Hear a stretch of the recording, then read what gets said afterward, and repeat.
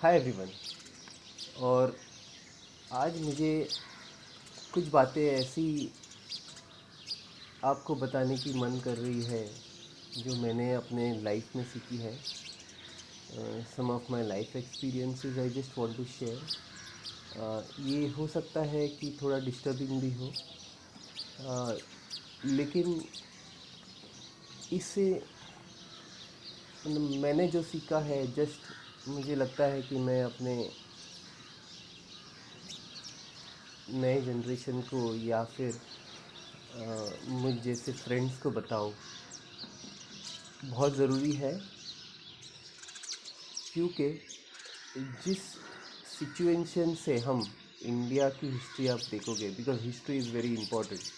India की history आप देखोगे, हमें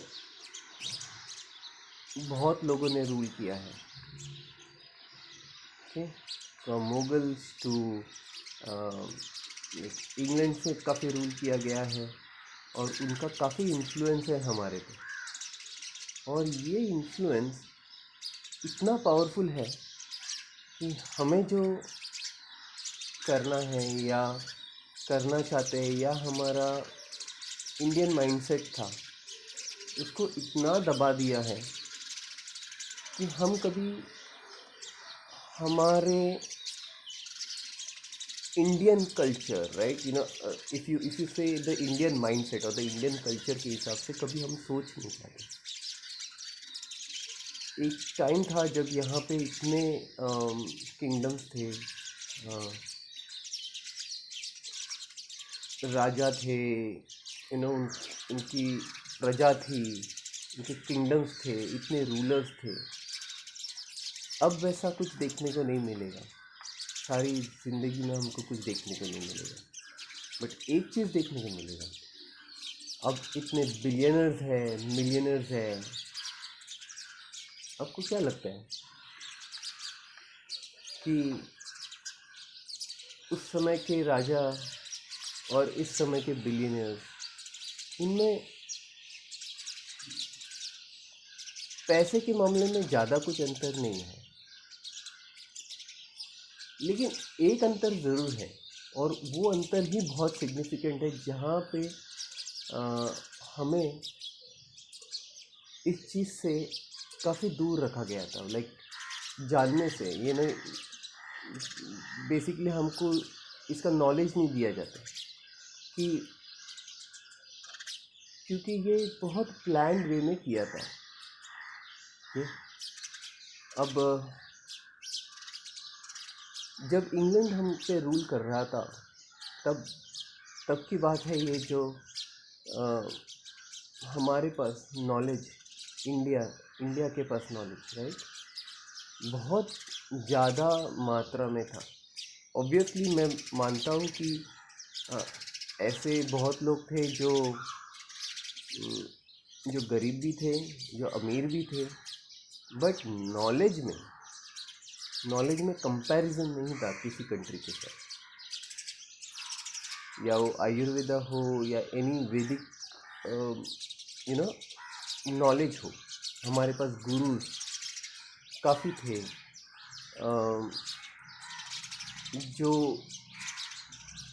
ऐसा सीख दिया जाते थे जो आज हमें अवेलेबल नहीं है।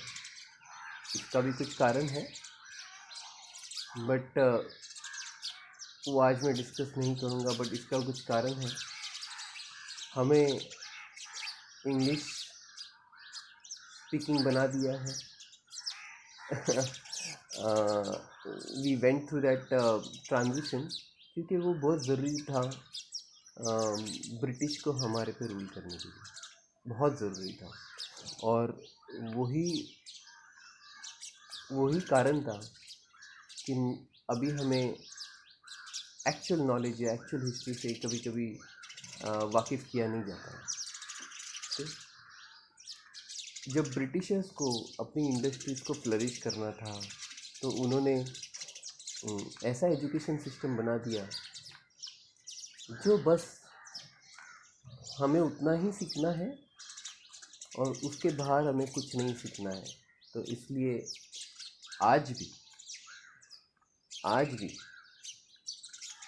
स्कूल सिस्टम, कॉलेज सिस्टम या एनी सिस्टम करिकुलम फॉलो करती है। जो सबसे बड़ा प्रॉब्लम है इज़ लाइक ये जो इंट्रोड्यूस किया था, ये जो ब्रिटिशर्स ने इंट्रोड्यूस किया था कि करिकुलम, ये करिकुलम उन्होंने प्लान किया था, ओके।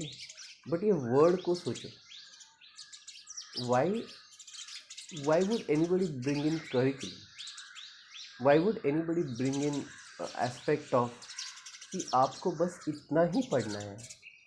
एक सब्जेक्ट दिया जाता है, उसमें 7 चैप्टर होंगे, उस 7 चैप्टर को आप 3 फर्स्ट सेमेस्टर में पढ़ो, 4 लास्ट सेमेस्टर में पढ़ो, और फाइनल एग्ज़ाम में मे बी या पूरा दो या लास्ट 4 दो।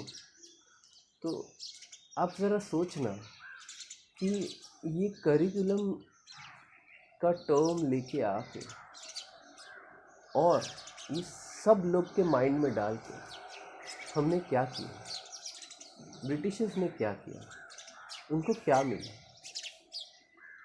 आप अगर सोचोगे तो आपको इसका आंसर भी मिल जाएगा, लेकिन हमारे ब्रेन को इतना एक बाउंड्री बना दिया है ये सोचने में कि अगर हमको साइंस पढ़ना है तो हमको बीएससी करना है या फिर उसकी फील्ड में जाके कुछ कुछ रिसर्च करना है, बट उसके बाहर नहीं सोच रहे। And that is what exactly Britishers को चाहिए था, ओके। बट हमारे पास पुराने ज़माने में अगर आप देखोगे, जो गुरुज थे उनके पास सारा नॉलेज हुआ करता था। Like self defence was also a subject, okay, जिसे शस्त्र चलाना, ओके। बिकॉज हम सबको सेल्फ डिफेंस चाहिए रहता है, हम सबको नॉलेज चाहिए रहता है।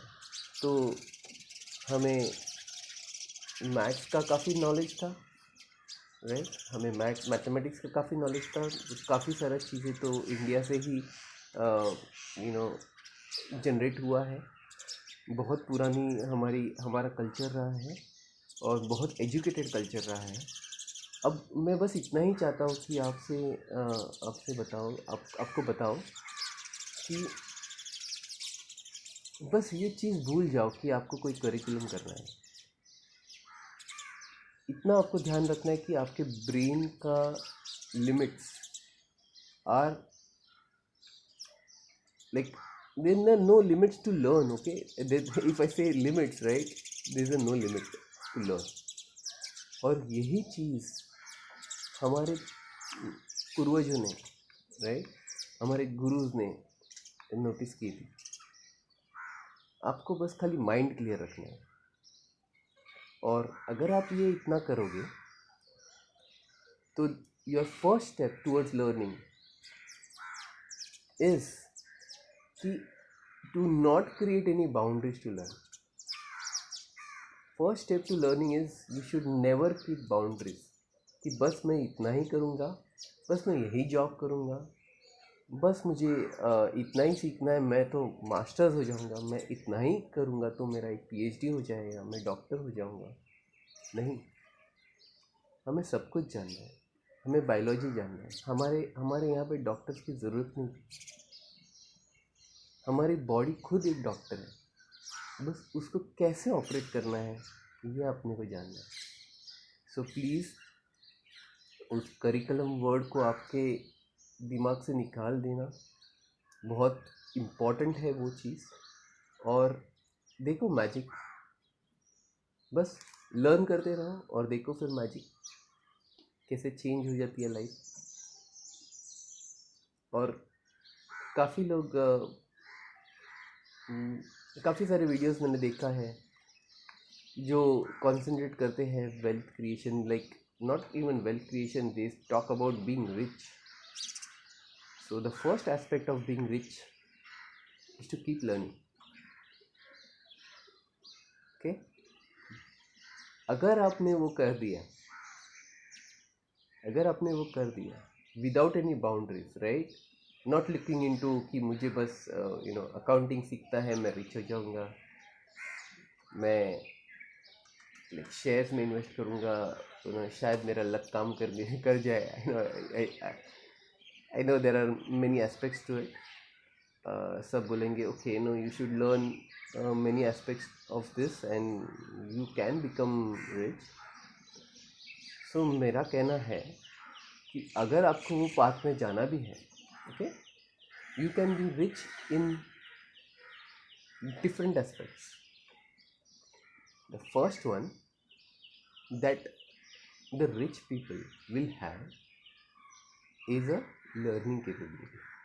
Okay? वो माइंड में बॉर्डर्स नहीं होने चाहिए कि आपको क्या लर्न करना है। आप जो लर्न करोगे, आपका वो ब्रेन इनटेक करेगा और वो जो लर्निंग एस्पेक्ट धीरे धीरे उसको जोड़ना चालू करेगा, वो जो टॉपिक्स को, उससे आपका नॉलेज बढ़ते जाएगा। और एक पॉइंट ऐसा आता है कि आप जो भी पढ़ते हो उस सारे चीज़ों को लेके आप रिलेट करना चालू कर देते हो। जैसे ही आप वो रिलेट करना चालू कर देते हो, आपका नॉलेज खुद को महसूस होगा कि it's not about knowledge now, it's a wisdom. और यही चीज़ आपको एक रिच पर्सन बनाएगी फ्रॉम एन विजडम पर्सपेक्टिव। आपको बस वो एंगल खुला रखना है, do not close any angles. मुझे ये स्कूल के करिकुलम से कुछ